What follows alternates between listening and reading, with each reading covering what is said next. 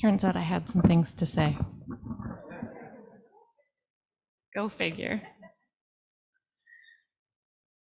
I remember the moment clearly. I was walking with my dad, talking about my oldest niece, who just had the baby, by the way, who was trying to decide what to study in college. She had been performing for years, but wasn't sure she wanted to make that her professional life. My dad, my dear old dad, said, "Boy, I hope she just goes for it. It's what she loves. She's great at it. Why put all of that time and money into something else?" I'm not sure exactly what words I chose, but the vibe was something like, "Who are you right now?" with maybe a little more emphasis. We had an exchange about the advice I had received at a similar time and how far his opinion seemed from that set of suggestions. It was almost heated for a second. And then I realized a couple of things. I realized that he truly didn't remember discouraging me from a life in the arts. I realized also that giving advice to your child whose education you are generously subsidizing is far different than what you might wish for their offspring. I realized too, in that moment that I'd been working up to for some time, that my father had had the audacity to change. Upon further reflection, I saw clearly that this had not been some sort of instantaneous transformation, but a long series of subtle and incremental changes, that his experience with the world had formed him, just as my experience continued to work on me, that these hyper-intense periods of formation, like college or even seminary, are not the only times that we can change in ways that make us almost unrecognizable to our old selves or to those who knew us then. The outer signals of his transformation had been there in plain sight all along. He had married the woman he referred to for all of their days together as his miraculous Judy, after the heartbreak of his divorce from my mother. He had left Washington for the gentler rhythms of a small town on the Potomac River. He had left his health policy career and returned to his own seminary studies, been ordained and served in the Episcopal Diocese of West Virginia. He had studied art and in just a few years began to be included in local gallery shows. He had begun inviting all of us on summer retreats to learn and play something he had rarely done in the past, together. And somehow I had not changed my story about who my father was, or perhaps, to be more honest, my story about what he wanted from and for me. After some time of internally bristling, of sharing the conversation with my equally artistically inclined siblings and enjoying some validation there, of reviewing many of my life choices, as I'm prone to do in times of stress, I sort of ran out of steam for the whole thing. I had no more energy for this old complaint about my dad, that he was not sufficiently whatever. And I think what happened was that what overrode all of my conflict with who he had been and all of my confusion about how that didn't match up anymore was the relief of seeing him clearly in that moment.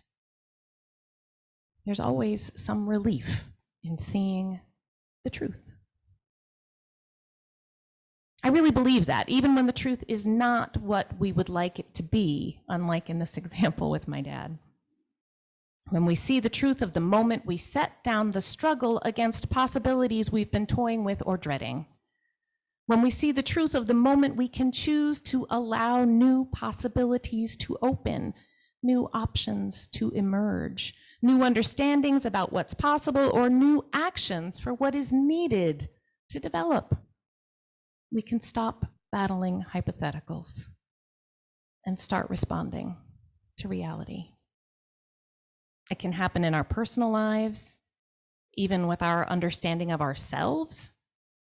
It can happen in families, in groups, in institutions, in political systems. We come up against a moment that makes clear to us that things are not as we understood them to be. We sometimes experience this moment as disappointment. Our family, our group, our church does something that hurts us or lets us down or makes us angry, and we see it as a departure. We believe they've taken some radical turn. And while radical turns are possible, often that moment of disappointment or disorientation has much more to do with signals we have missed and an inevitable step forward on a path of incremental change. Every now and again, we experience this moment of disorientation because of something fundamentally good, which is how I'd characterize that conversation with my dad, and how I would characterize my own arrival here at BUC, which is kind of audacious for me to say, but I'm just gonna roll with it. When I first got here, I heard several folks express surprise that this congregation would be a good place for an intern. Now, I don't know the details of all the reasons that sense might have existed. Maybe it was the simple fact of having a part-time minister, but it felt like more than that. I remember someone saying, "Are you sure we can teach you what you need to know?" In this encounter, I was the one bringing the change, the view of BUC as a place that's not just desirable to a small group of neighbors, but as a healthy and vibrant religious community, an example where people can grow and learn together. In these last 2 years, we have together wrought change in order to continue to connect and worship through unprecedented levels of isolation and trauma. The pandemic brought our change into focus. We did this work of moving into digital space together, and I was personally blessed with so many teachers, not just Alan, David, and Chip Roush of First Unitarian South Bend, but all of you, each and every one of you. I've learned so much from so many of you, not just about ministry, but about Unitarian Universalism, how it's lived, about community and commitment, and I am so incredibly grateful. And you've changed as well, as individuals and as a congregation. Our denomination has changed and will continue to change. Chicago has changed and will continue to change. And all of it will continue long after I leave and long after the next event happens. Sometimes it'll be obvious, like a chrysalis opening to something new and beautiful, and other times it will surprise you and maybe even disorient or upset you. We all hold a special place in our hearts for the church as it was when we came to it, when we committed to it. Facing reality can feel painful when we've missed signals of change or when we feel out of step with that beloved place. I hold a special place in my heart for the father of my childhood, my dear daddy.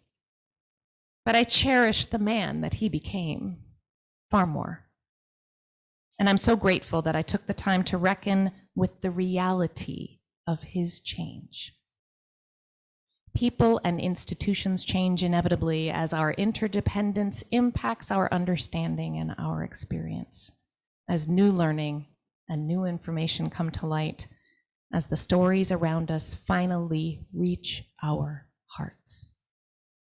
May we always remember, especially in our disorientation and fear, that it's okay to change, that even the moon is different from night to night, that the best we can do is to bravely love one another through the truth of it all. Solidity we often love and seek is an illusion. The crumbling dust of the desert plains, the moist fertility of farmlands, the eroding coastline of tidal shores, all are changing. Committees dissolve or are created, leaders retire or step away, ministers come and go, bylaws are amended. New experiences lead to new truths, which foster evolution.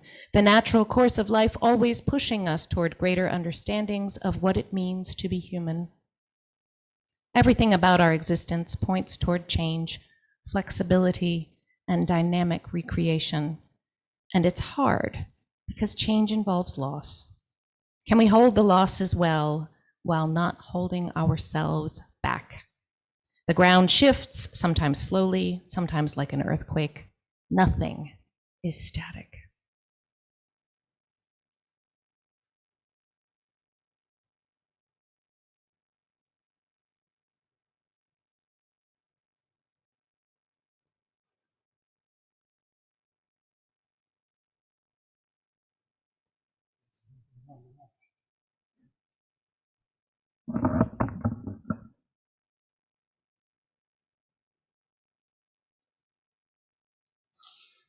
Good morning. I had a plan here, but it's gotten later. And to tell you the truth, I'm scared of being out-sermonized this morning. So I'm going to really truncate this. And I'm going to lop off a whole front end of this, which is a little too lecture-like anyway, and save it for another discussion, another sermon, another time, where I think it will lead into a great discussion of why I think we live in a global and not a national world. But to cover just a tiny bit of what I was saying there, I started out by saying we're Unitarian Universalists. And we might be a little unsure about what that really means still, but we're aware that we come together as religious liberals. We embrace free and open-minded approaches to understanding, and we agree to respect opinions different from our own. We presume that we are open and potentially receptive to new ideas. And this pretty much defines what a religious liberal is. Someone skeptical of dogmatism, revealed truth, and prescribed creed. And usually we tend to be politically liberal. It's not a demand of Unitarian Universalism. It's not automatic.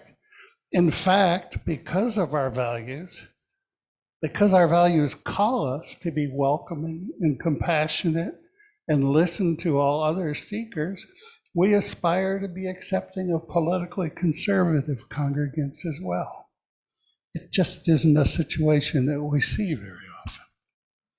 We seekers usually align with progressive political notions like individual rights, civil liberty, democracy, and aspirations to equality and social justice. And it's the aspirational nature of our shared worldview. It's the basis of our continuing call for social change. And that's what we need to hear right now. Everything we're about, everything we want is a call for change. We're asking it of ourselves, we're asking it of everyone else in this world. None of our initial values come out of politics, but they create politics.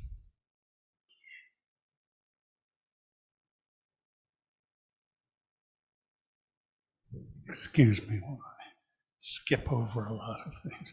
We must realize that we're asking everyone to adapt and change and do things they might not agree with in order for us to get to the places we want our aspirations to take us, however we see it, as beloved community, maybe. And the things we ask of them are not things maybe that they want or they feel comfortable with. Along each step in what we would see as progress, we create situations that threaten other people. Some of them are threatened for good reason by what we want, and others for reasons only imagined. But that doesn't matter. Feeling threatened is feeling threatened. And a large share of our population is more interested in protecting what they see as their right from the threat of change and maintaining privilege that they believe is their right and due. Many of our fellow citizens resent our woke agenda and will have to be dragged kicking and screaming into the 21st century. Change always brings disruption. It results in pain if there is no way to adapt, to adjust, and to develop new ways of negotiating a situation. It's only when we pay attention and give careful attention to trends, to creative solutions that we can develop, that we can meet projected changes with any grace at all. Planning and realism are how communities can weather change and become resilient to threat.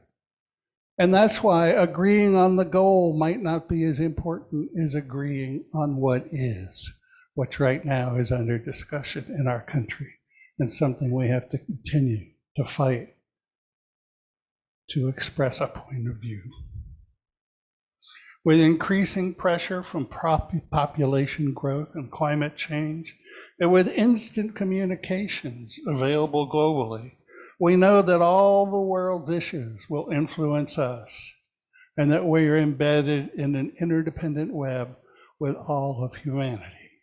Change is hard. Change is stressful. Change is scary. Yet change is also constant, inevitable, and the only way progress can be implemented. Most of our experiences with change are personal. We grow, we move between different stages of life, we make choices. Choices are made for us. Some of them are bad choices. In the course of our lifetimes, things change. Big things, like the things we use to identify ourselves. It's interesting and really quite instructive to ask ourselves who we would say we are. How do you see yourself? How would you describe you? Your elevator speech, who am I? What is different from how you would have answered the same question 10 years ago, 20 years ago? What do you expect or hope you might say 10 years from now? Who we are changes by design, by growth, by attitude, by happenstance. Some changes in life are empowering, becoming independent from our childhood family, graduating from school, taking the new job, moving into a home, getting married and starting a family, or getting married without starting a family. Most of us have experienced many of these things and tend to hold them fondly in our store of memories. Most were based in choices we made. And in hindsight, the choices might be excellent or they might leave room for improvement, but they helped create the trajectory of our life that helps us know who we are today. Psychologists claim that all of these are deeply stressful. However, they eventually work out, these good changes, because they involve newness and uncertainty and demand adjustment from us. We know of other changes that are distressing: losses, illness, divorce, death of a loved one, getting fired, any failures. These are stressful as well, as we would expect. Each can bring us to a very low place, and many of us have experienced some level of depression, despondency, and distress. And we know that these require work, time, support systems, and maybe therapy, maybe medication. And as we age, some of the processes, though, reverse. While we spend most of our lives amassing experiences and building our roles and identity, as we retire and age, we may experience change as a process of letting go, choosing to let go or having to let go. Many of the conditions that help form our sense of ourselves have lapsed or become less salient. The children moved out. Our careers are behind us. We downsize. We leave the old community behind. The process of letting go in our later years requires adjustment, and most find it difficult. But difficult does not mean bad. It just states that this is a process that takes work. Indeed, many are finding new freedoms and possibilities during this time of downsizing. Change is inevitable. Finding personal growth in response to change is what is optional. Change, though difficult, does always present opportunity. My understanding is that in the Chinese language, the symbol for change is a combination of characters, the character for crisis and the character for opportunity. Every change is a challenge, often felt as crisis. We must respond in order to keep our lives going, and it is in how we respond that we learn who we really are. Every problem presents us with the implied question: are you ready to embody what you say you believe? A response to changes is what brings opportunity for renewal, growth, and maybe transformation. It's true of persons, it's true for nations, for societies, and our world. The pressures of change are always presenting themselves to us, and our behavior in these new situations is what defines our nature and our character and poses the chance to improve ourselves. Learning our way through crisis, mapping a path into a new situation, these are the opportunities for true spiritual transformation. The spiritual meaning in any situation is not in what happens, but it's built from what we do with what happens and who we decide to become because of what happens. The only real failure is the failure to grow from what we experience. A few words from wise voices. Maya Angelou said, "If you don't like something, change it. If you can't change it, change your attitude." Lao Tzu said, and I love it that he said this, "If you do not change direction, you may end up where you are heading."